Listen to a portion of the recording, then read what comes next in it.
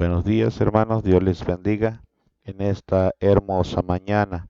El día de hoy, 8 de mayo del 2020, estaremos tocando el tema el vocabulario propio del creyente. Amén. O el vocabulario del creyente. Para esto, el día de hoy vamos a hacer una aclaración anticipada, primeramente de la palabra vocabulario.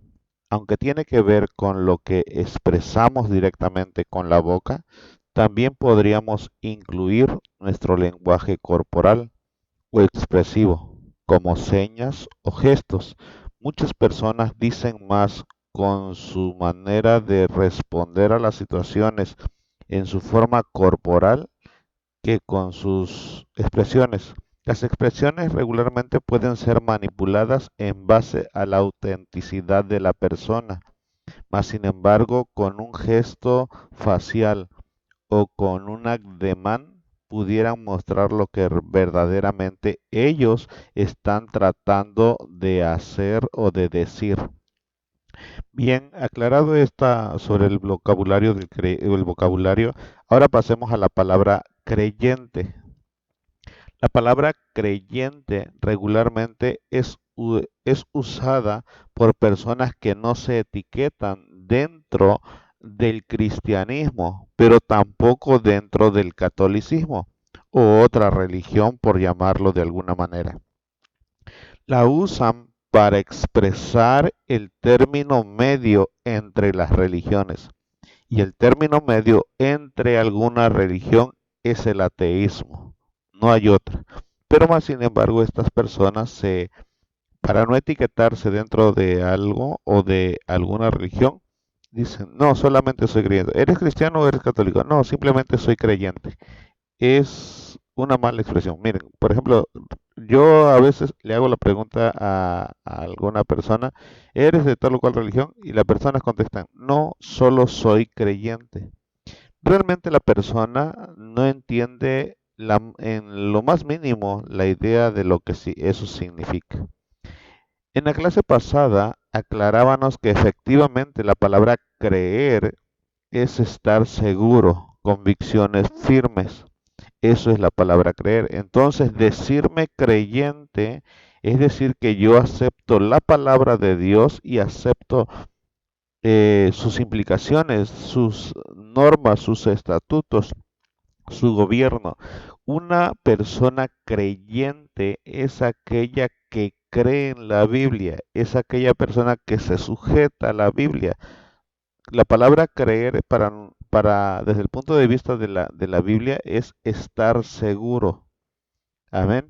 Convicciones firmes. Bueno, dicho esto, vamos a ver una definición, o más bien a concentrar nuestra atención en lo que es el vocabulario del creyente.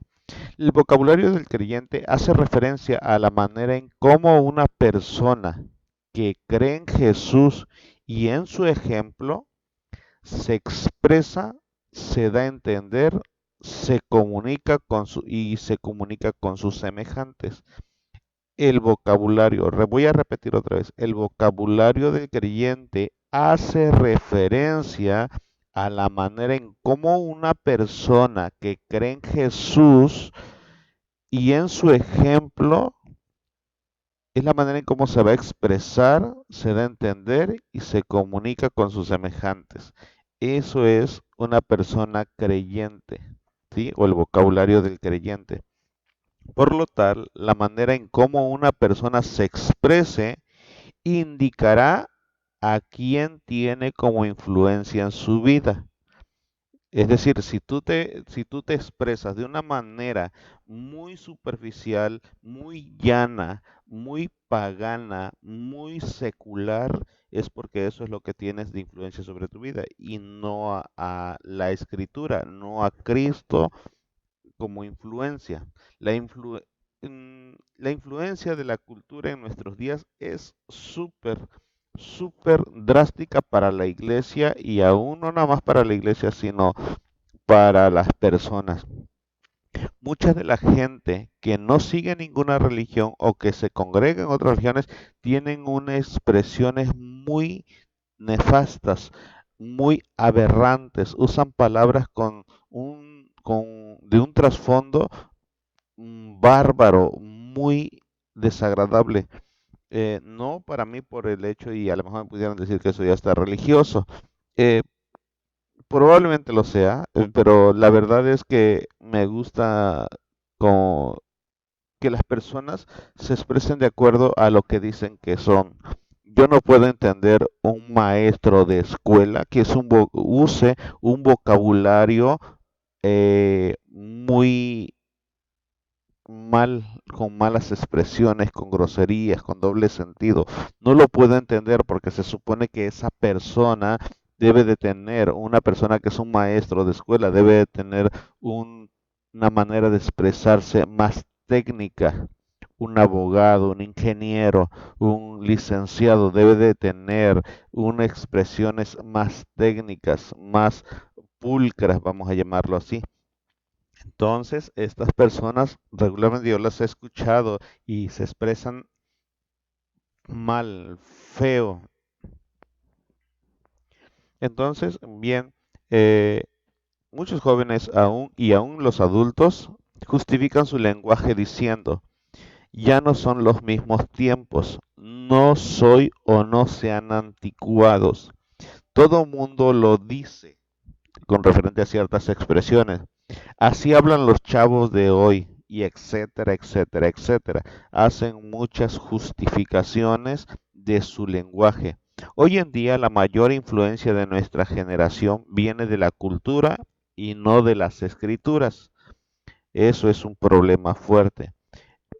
Eh, Hay un consejo del apóstol Pablo que nos exhorta a no amoldarnos a la manera de pensar de este mundo. En Romanos 12, verso 1 y 2 dice así: Así que hermanos, os ruego por las misericordias de Dios que presentéis vuestros cuerpos en sacrificio vivo, santo, agradable a Dios, que es vuestro culto racional. Primera palabra en este verso 1, que presenten vuestros cuerpos en sacrificio vivo. Segunda palabra, que debe de ser santo y agradable a Dios. Tercera palabra, es vuestro culto racional. Es decir, debe de haber cierta aplicación del entendimiento, del raciocinio de la persona para lo que vamos a hacer para Dios. No hacerlo simplemente porque los demás lo hacen, los demás lo dicen, porque los demás cristianos lo practican. No, lo voy a hacer porque es santo y es agradable a Dios y yo ya lo razoné que eso es agradable. Verso 2. No se os conformen a este siglo. Lo que está diciendo aquí, no se amolden, no se dejen influenciar, no se acomoden a los pensamientos que se están dando, a lo que dice la mayoría del mundo, sino transformaos por medio de la renovación de vuestro entendimiento para que comprobéis cuál sea la buena voluntad de Dios, agradable y perfecta. ¿Sí? El verso 1 estimula eh, que no ofrezcamos a Dios, perdón, nos estimula que lo que ofrecemos a Dios no necesariamente le agrada a este cuerpo pecaminoso. Eso es claro. Lo que nosotros le vamos a ofrecer a Dios no precisamente le va a agradar a este cuerpo, pero por eso debemos de ofrecerlo en sacrificio vivo. En otras palabras, Pablo está diciendo, no se dejen influenciar por las costumbres de esta cultura. A grandes rasgos este pasaje. Los chavos de hoy, y no nada más los chavos, sino también los adultos, o los que no se creen tan adultos, pero que ya no son tan chavos, tienen expresiones aberrantes, con un trasfondo muy, muy dudoso. De hecho, yo sí lo sé, pero no lo puedo decir aquí en línea. Pero más sin embargo, las personas que me conocen y que han tomado alguna enseñanza conmigo en la iglesia, eh, yo se las he mencionado y cuál es el trasfondo de ellos. Y si tú tienes alguna duda y quieres saber cuál es el trasfondo de esto y de dónde viene, de dónde nacen estas frases que que estoy seguro que tú también las has estado diciendo o comentando, o por lo menos has hecho referencia a ellas, si es que no es parte de tu vocabulario, expresiones como no manches. Muchos cristianos hoy en día, aún aquellos que se consideran bien santificados, los he escuchado decir la palabra no manches. Esa palabra tiene un trasfondo, bueno, todas las que les voy a mencionar ahorita tienen un trasfondo terrible, terrible, no tienen ni idea de dónde provienen y nosotros las mencionamos con mucha regularidad sin saber específicamente que de dónde proviene y qué era lo que quisieron decir originalmente con ella.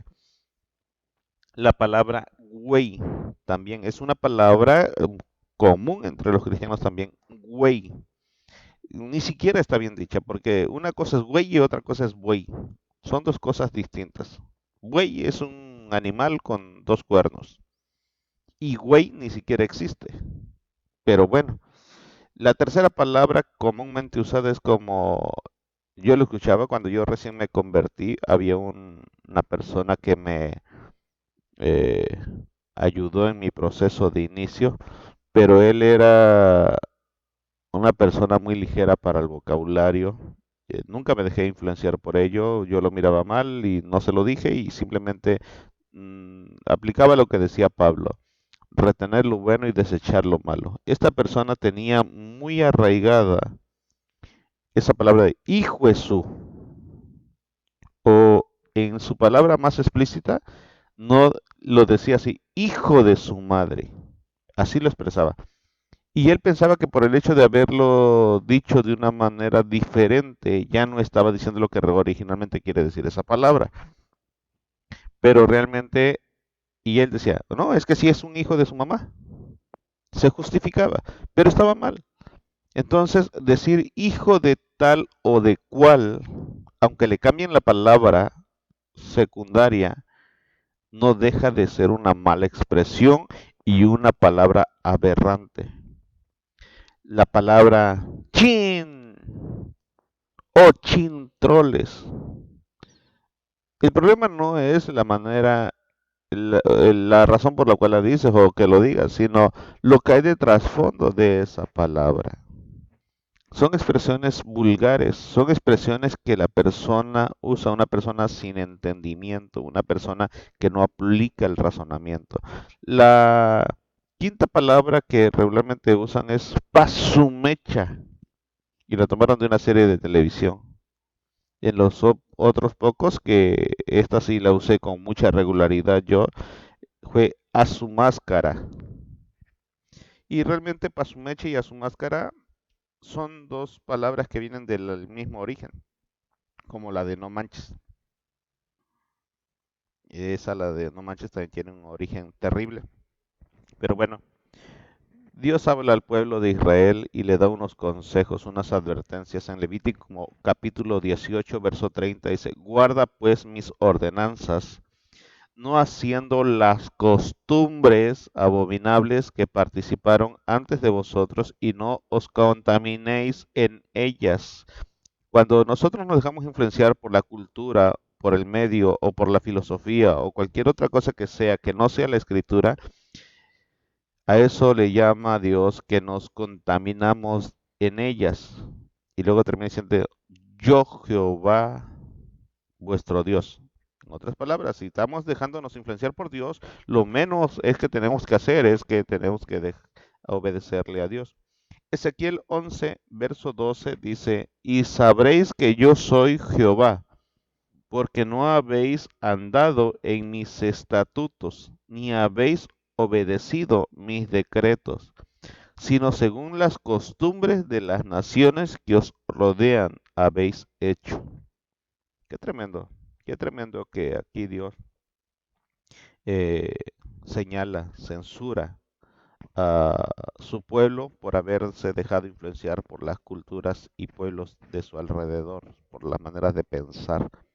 Primero Samuel en el verso 2, en el capítulo 2, verso 3, habla de la oración de Ana cuando pide que se le retire la afrenta de no poder tener hijos.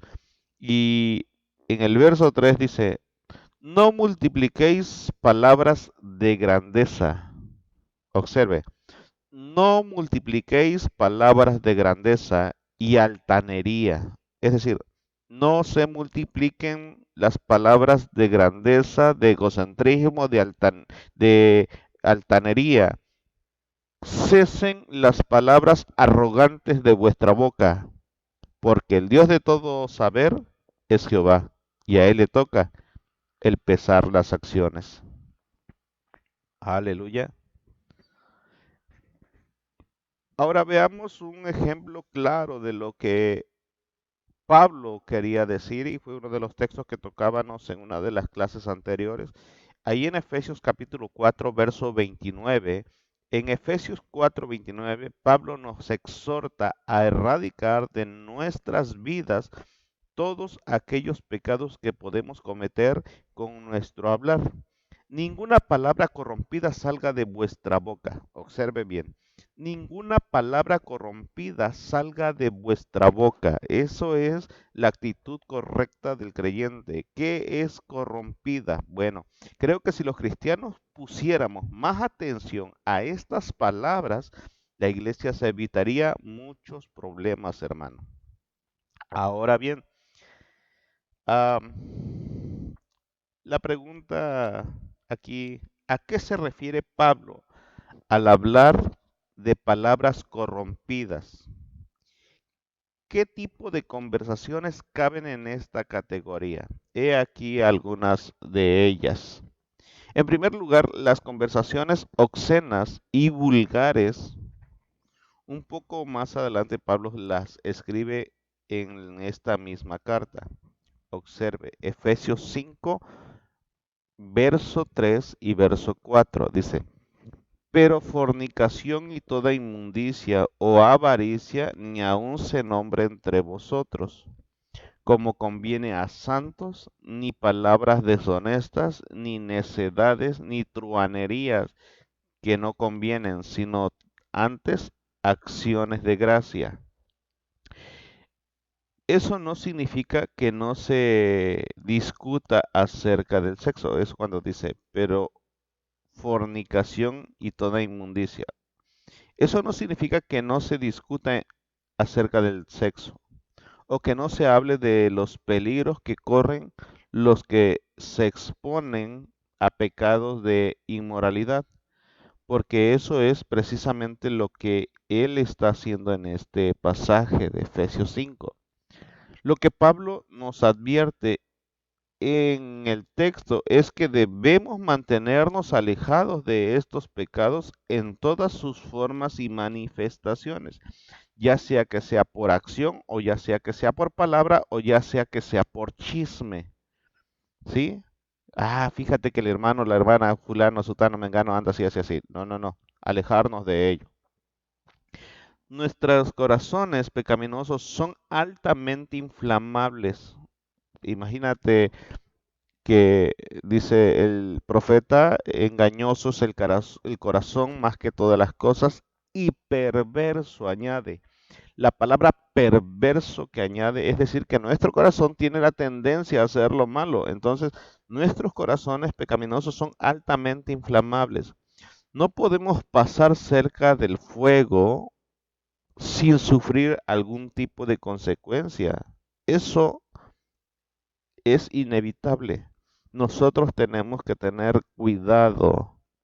Si sabemos que nuestro corazón es como la gasolina hacia el pecado y nos acercamos a conversaciones deshonestas, pecaminosas, no dudará en provocar una reacción en nosotros. ¿Cuál es el antídoto para mantenernos alejados de este punto? Aquí no valen años en la fe, ni mucho menos conocimiento bíblico. La única táctica asegura, segura es la que tomó José. Sal corriendo, no te acerques, no te expongas. Observe, dice el mismo apóstol Pablo, dice, estas cosas ni aún se nombren. ¿Sí? Estas cosas ni aún se nombran, dice Pablo.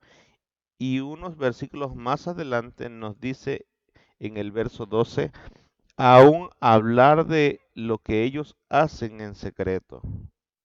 Es decir, no tenemos, eso se presta a un chisme. Pero Pablo menciona también las palabras deshonestas en el verso que estamos examinando de Efesios 4, ¿verdad? Eh, dice, ah, y estas expresiones eran usadas en aquellos días para referirse a un lenguaje vergonzoso, obsceno, indecente. Incluye todo tipo de cosas que deberían avergonzar a un verdadero hijo de Dios. Luego Pablo menciona las necedades y esas palabras abarca toda conversación ociosa que no conducen a nada. Podemos traducirlas literalmente como hablar sandeces. El doctor John MacArthur, hermano, la define como el tipo de conversación que solo satisface a una persona intelectualmente deficiente. En otras palabras, a un ignorante. A un ignorante, hermano, le gusta, le agrada estar hablando de esas tonterías, le voy a poner yo la palabra. El problema con hablar sandeces es que muchas veces conduce a expresiones indecentes o a comentarios que de una forma u otra alimentan la carnalidad o minan, socavan la reputación de otros. Y finalmente Pablo menciona las truanerías. Esta es una palabra difícil de traducir, honestamente se los digo, pero la Biblia de las Américas la traduce como groserías y en la nueva versión internacional como chistes groseros. Entonces literalmente significa algo que cambia fácilmente o palabras con doble sentido. Sería la palabra truanerías. Ahora debemos recalcar que Pablo no está prohibiendo aquí que se cuenten chistes o se posea un buen sentido del humor. De hecho, la Biblia no nos llama a tener caras largas, a ser personas con caras de funeral, ¿verdad? Que no se atreven a decir nada que provoque risa. No, no, no, no, Pablo no está diciendo eso. Pero hay ciertas cosas con las cuales los cristianos no deben bromear. Algunas porque son muy sagradas y otras porque son muy indecentes. Este tipo de hablar es pecaminoso y no es consecuente con una profesión de fe. Por eso Pablo recalca una vez más que estas cosas no convienen en el verso 4.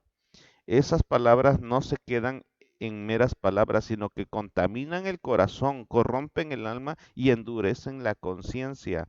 Cuando una persona acostumbra a tomar o hacer chistes o cosas que son indecentes o groseras, llegan al momento en que no ve tan mal el pecado. Y si de y si perdemos de vista la perspectiva que tiene las cosas de Dios, entonces no dudaremos en caer en banalidades. Las personas que me conocen, hermano, que han estado más cerca de mí, ¿verdad? Saben que no tengo problema alguno con la risa y de hecho me gusta reír con regularidad. De hecho, Proverbios capítulo 15, verso 13 dice, el corazón alegre hermosea el rostro. La alegría nos provee un buen semblante, hermano. Pero la Biblia dice también en Primera de Corintios 13, en el verso 6, que el amor no se goza de la injusticia, mas se goza de la verdad.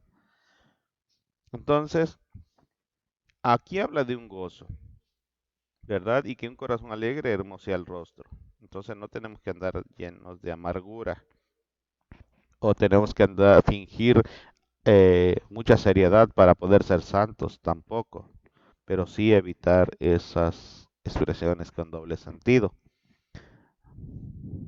Aleluya. Pero las palabras corrompidas incluyen también expresiones, hermano, verbales producidas por la amargura del corazón. Noten lo que Pablo dice diciendo. eh, Pablo sigue diciendo en este pasaje a los Efesios, quiten de vosotros toda amargura, enojo, ira, gritería y maledicencia y toda malicia. En el 4:31, Pablo conecta la amargura con el lenguaje ofensivo. Cuando dejamos que la amargura nos controle, hermano, difícilmente podremos controlar la lengua. El próximo paso de la amargura será querer que el otro pague las consecuencias o pague los hechos. Y la mejor arma es la lengua. Esa es una de las razones por las que debemos solucionar nuestros problemas con rapidez antes de que se genere una semilla de amargura, una semilla de enojo.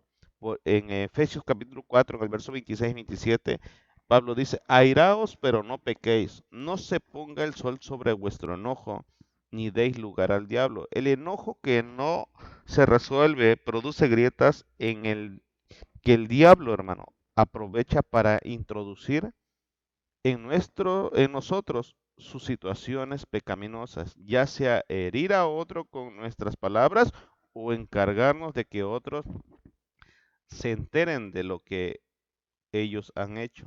Y eso nos lleva de la mano a una de las categorías más comunes de las palabras corrompidas, que es el chisme. Todo eso tiene que ver con las palabras, el vocabulario propio del creyente. Quiero concluir con el pasaje de Mateo capítulo 12, en el verso 30 al 37, dice, el que no es conmigo contra mí es, y el que conmigo no recoge desparrama. Por tanto os digo, todo pecado y blasfemia será perdonado a los hombres, mas la blasfemia contra el Espíritu Santo, contra el Espíritu no será perdonada. A cualquiera que le dijere alguna palabra contra el Hijo del Hombre le será perdonado, pero el que hable contra el Espíritu Santo no será perdonado ni en este siglo ni en el venidero. Observe y dice, o hace el árbol bueno y su fruto bueno,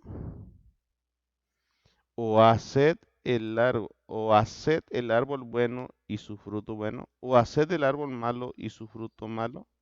Porque por el fruto se conoce el árbol. Si el fruto es bueno, entonces quiere decir que el árbol está bueno. Si el fruto es malo, es porque el árbol está malo. Jesús sube un poquito de tono su reprensión y dice, generación de víboras. Y hace una pregunta, ¿cómo podéis hablar lo bueno siendo malos? Porque de la abundancia del corazón habla la boca.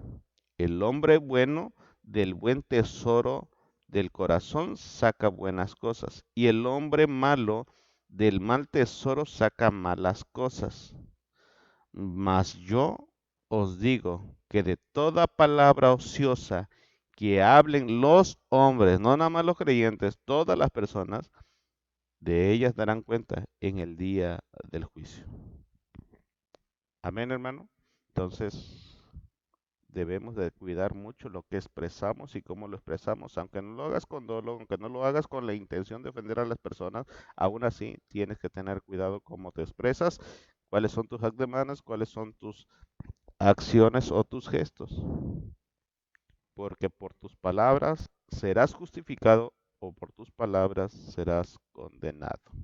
Hermano, que Dios te bendiga. Anhelo con todo mi corazón que tú puedas mejorar tu vocabulario, que si tú te dices cristiano o eres bautizado o eres miembro de una iglesia, puedas realmente expresarte como un verdadero hijo de Dios. Usar un lenguaje más técnico, encontrar las palabras correctas para expresarte, cuidar mucho lo que hablas y cómo lo hablas. Las expresiones, los gestos, los tonos tienen mucho que ver en la manera en cómo manifiestas la influencia el mundo tiene sobre ti y que la palabra está haciendo en ti. Que Dios te bendiga y que tengas un excelente día. Te deseo lo mejor en el nombre de Jesús. Amén.